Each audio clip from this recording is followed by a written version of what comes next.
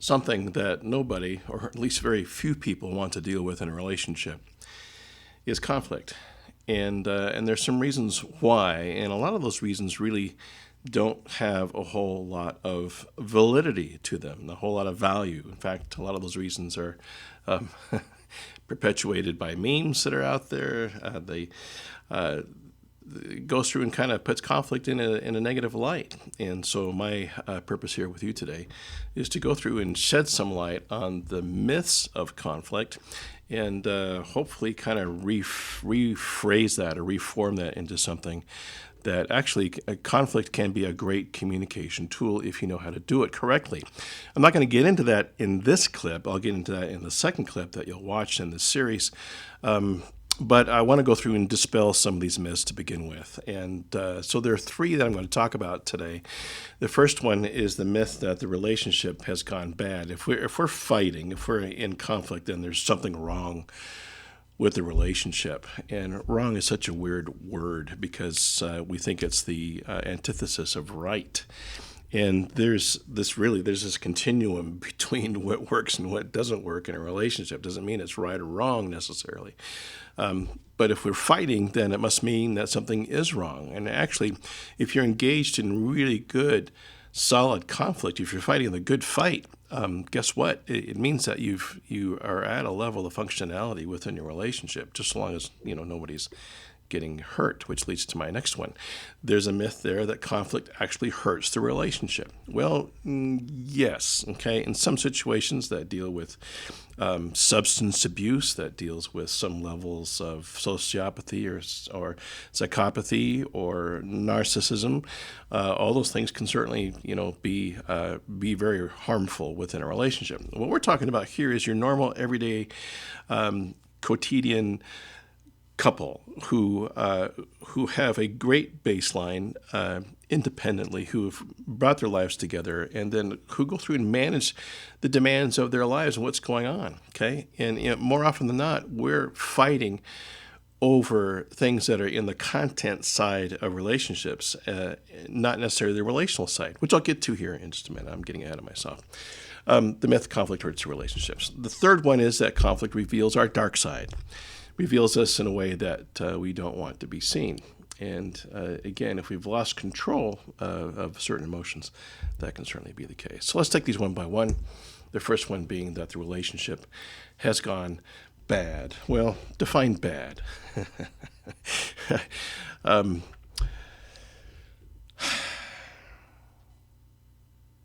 There's this ridiculous concept of good and bad in how we might go through and communicate with each other in relationships.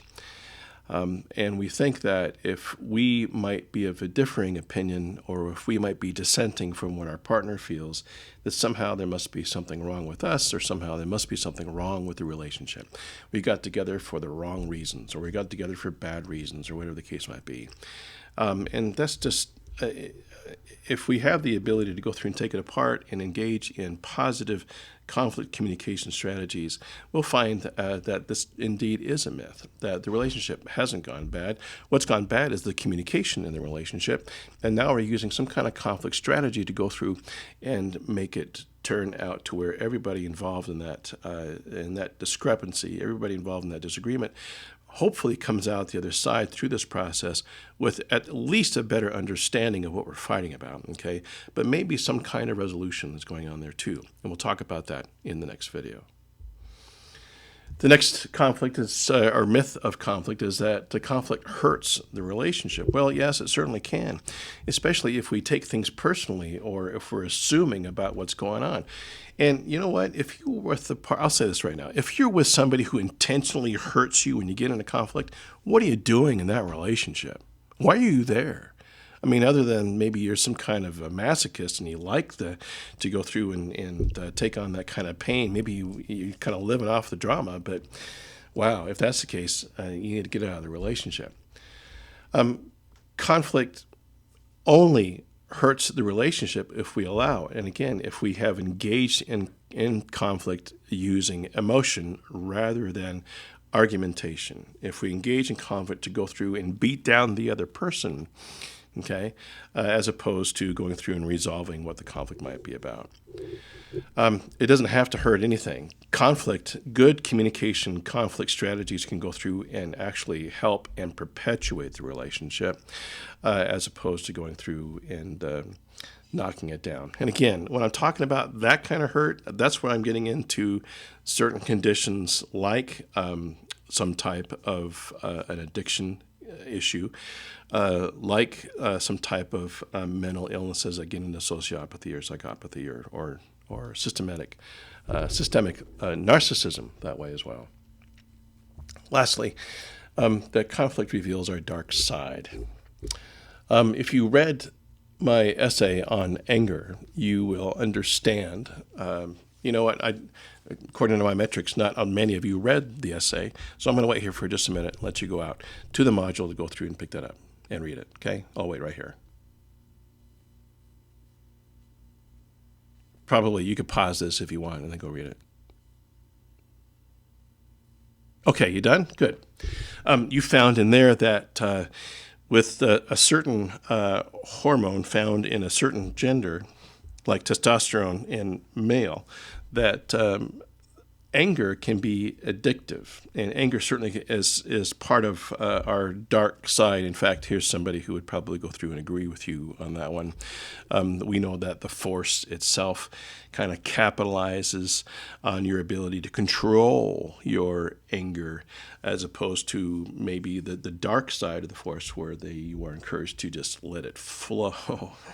Because maybe this is a horrible example of what it is I'm talking about, but you need to understand that if we have that ability to control, if we understand how we get angry, how our buttons get pushed, and not allow that to happen by not taking anything personally and by not making assumptions, we don't have to put that dark side out there. We instead have the ability maybe to go through and address what's going on. And that's not easy to do. I get it.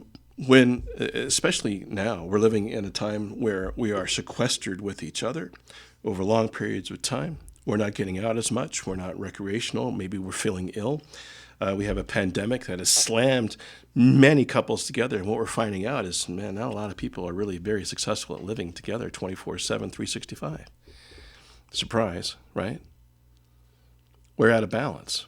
And that might go through and start to underscore some other feelings that are out there. Well, this is all out of that normative way of living, right? No one's been subjected to this before, and now we're just finding out that things aren't maybe as rosy as we thought they were. There's a revelation that's happening with that coming together. But it doesn't mean that we have to default to selfishness, that we have to go through and let our ego overtake us in trying to win. If you engage in conflict with the intent on winning the conflict, you're in it for the wrong reason. That's an inherent truth to that. And if that's the case, then maybe you might be better off not in a relationship, because that becomes abusive if we're not careful on how that happens. So these myths go through and have a tendency to perpetuate a negative evaluation, kind of a bad feeling about conflict. And I get that, because not everybody knows how to go through and fight well, how to fight the good fight. And that's what I'm going to talk about here in the next clip.